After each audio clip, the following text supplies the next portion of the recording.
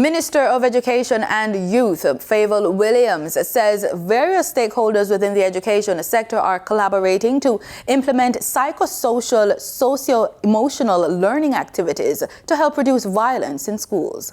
Speaking in the House of Representatives on Tuesday, Minister Williams said the stakeholders include principals, guidance counselors, health and family life teachers, and deans of discipline.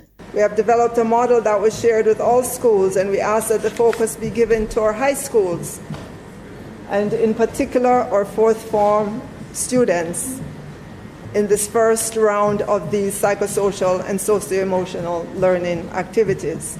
Noting reports of fights and stabbings at several high schools since the resumption of face-to-face classes, she said the program is aimed at grade 10 students. Typical grade 10 student or fourth formers entering the teenage years, 15 to 17. Psychologists say this is a time of change for how teenagers think, feel, and interact with others, and a time of change for how their bodies grow. This is also an important time to prepare for more independence and responsibility, especially for boys, and it is scary.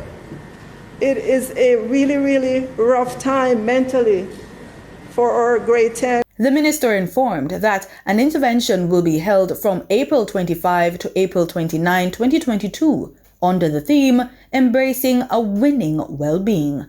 Even while we continue to use measures that include suspension for fights, metal detectors, additional resource officers, Madam Speaker, we recognize that our students need some heavy-duty psychosocial support to begin to see a greater level of socio-emotional intelligence, competencies, and skills that will enable our students to manage their emotions, thus get into that state where they can resolve conflicts without violence.